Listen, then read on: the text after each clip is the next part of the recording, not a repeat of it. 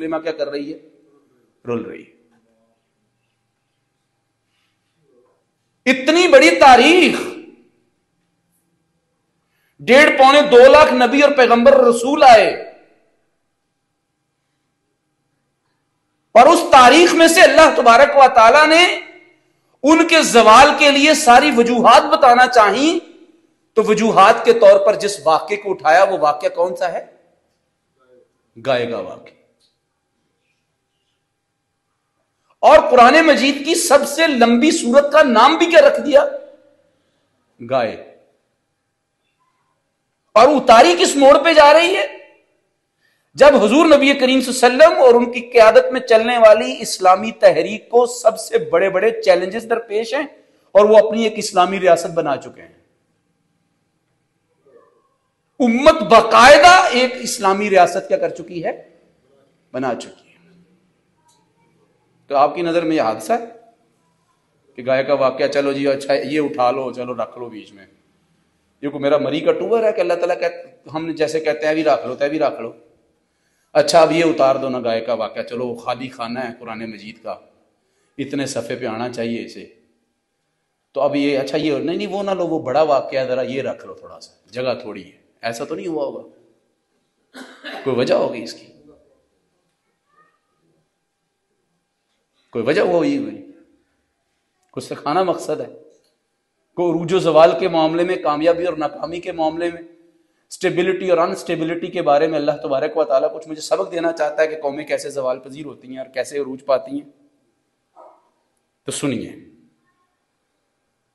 یہ نہیں بتایا جائے گا یہاں آپ کو سٹیج سے کہ سبحان اللہ کہنے سے درخت لگتا ہے. یقیناً لگتا ہے، لیکن ان کا لگتا ہے جن کی زندگی باقی کس کے مطابق چل رہی ہو، یہ ان کا لگتا ہے.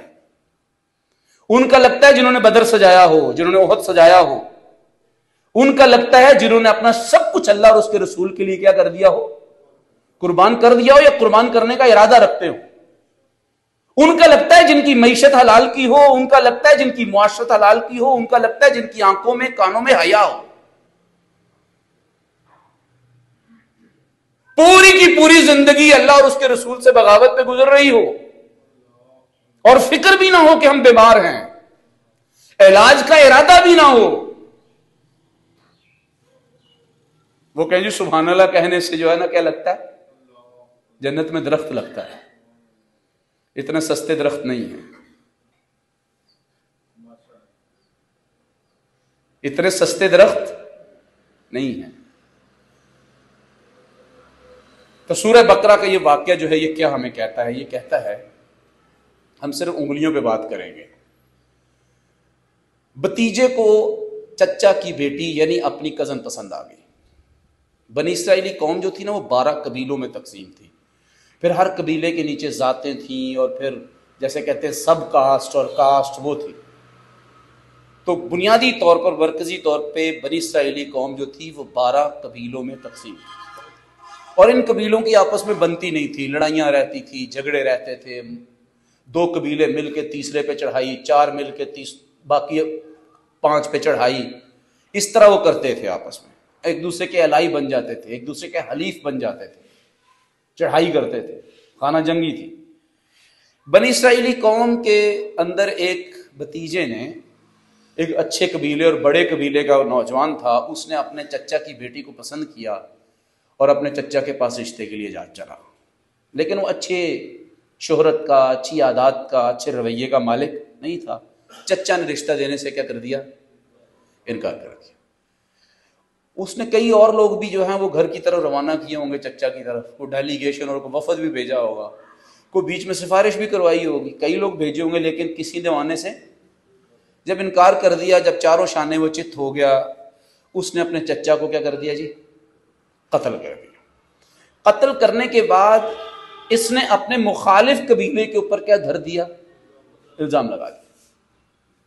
اب جب الزام لگا دیا تو اس کے نتیجے کے اندر بنی اسرائیلی قوم کے سارے قبیلے آپس میں کیا ہو گئے؟ اکٹھے ہو گئے، ایک دوسرے کے حلیف ہوتے ہوئے، ایک دوسرے کے الائے ہوتے ہوئے، مددگار ہوتے ہوئے. گویا کہ بنی اسرائیلی قوم کی زندگی کا پہیہ کیا ہو گیا؟ جام ہو گیا. سٹاک ایکسچینج رک گئی، रेवेन्यू डिपार्टमेंट ठप होने लगा, कारोबार बंद, दिन और रात के अंदर मूव करना क्या हो गया, मुश्किल हो गया, कत्लो गारत का डर, बदअमनी का डर। ऐसे में मूसा की कौम के उन कबीलों के बड़े बद दिमागों ने, मफाद परस्त टोले ने देखा कि अब तो जिंदगी नहीं चल रही, तो उन्होंने कहा कि मूसा के पास चलते हैं। जरा सोचिएगा ध्यान से, मूसा के पास चलते हैं, उन्हें कहते हैं कि वो हमें कोई हल दें। आए, मूसा अलैहिस्सलाम ने कहा कि अल्लाह ताला तुम्हें हुक्म देकर तुम क्या करो, गाय को, आपके नजदीक ये वाकया है, मेरे नजदीक ये वाकया है, इस उम्मत ने अपनी तबाही के दौरान सिर्फ इस वाक्य के तौर पे लिया है, जबकि ये वाकया इतने बड़े बड़े बड़े बड़े इशारे दे रहा है, इतनी बड़ी बड़ी हकीकतें खोल रहा है कौमों के जवाल की,